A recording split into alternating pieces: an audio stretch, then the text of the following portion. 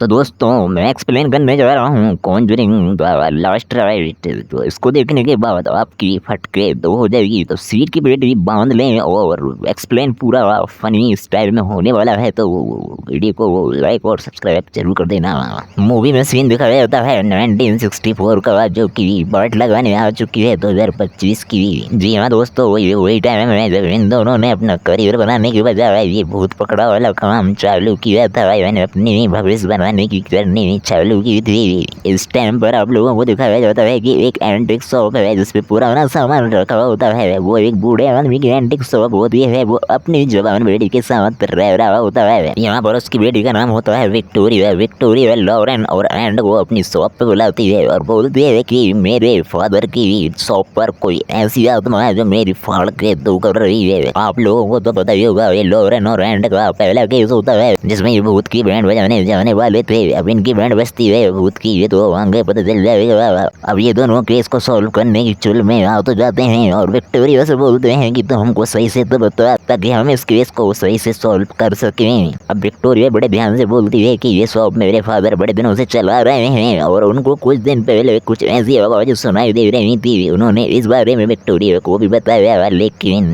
Victoria कहाँ मानने वाली थी। अब विक्टोरिया तो ये बातें मान ही नहीं रही थी। इसके बाद जो उसके फादर थे उन्होंने शॉप में ही अपनी जान ले ली और इसके बाद विक्टोरिया को भी कुछ वो आवाजें सुनाने लगी और उसकी फटने लगी थी। उसको यकीन तो हो गया था मेरा टुकड़ा सही बोल रहा था, लेकिन क्या करूँ, अब मैं लेट हो गई। विक्टोरिया की पूरी बात तो सुन ली थी लॉरेन और एंड ने। इसके बाद वो दोनों केस को चालू करते हैं, खोजबीन करते हैं। अब लॉरेन विक्टोरिया की कही हुई बातों को सुनते हुए उसकी शॉप पे चली जाती है और वहाँ पर देखती है कि एक एंटिक पीस मेरे रखा हुआ है जिसके आगे कोई खड़ा हो जाए तो न सकती है। तो क्या करें, अब चले गए तो चले गए भाई। अब लॉरेन उस मिरर को इस तरीके से देखती है, उसमें कोई भूत भी होगा तो डर के भी भाग जाए।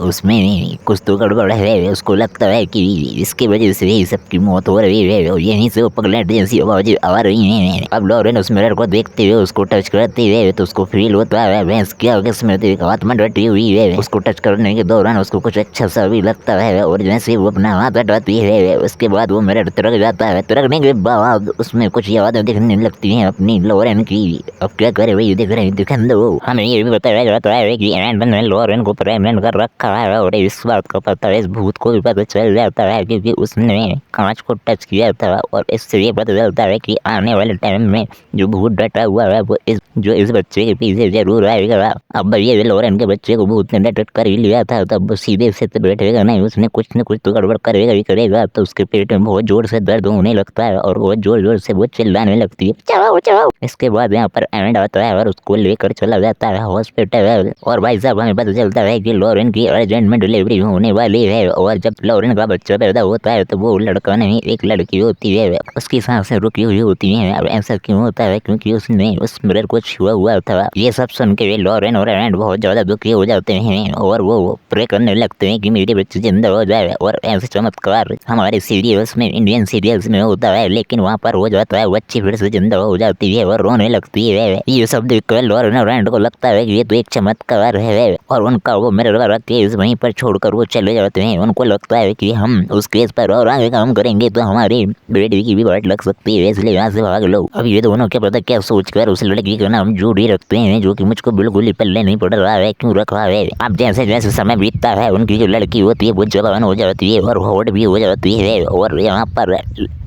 पर लॉरेन और एंड ने अपने 1000 केस पूरे कर लिए होते हैं। तो दोस्तों मुझे बताओ तुम्हें इस तरीके का एक्सप्लेन पसंद आ रहा है या नहीं, कमेंट में मुझे बताओ कि पसंद आ रहा है, तभी मैं इसका नेक्स्ट पार्ट अपलोड करूंगा। मैंने बना के रखा हुआ है।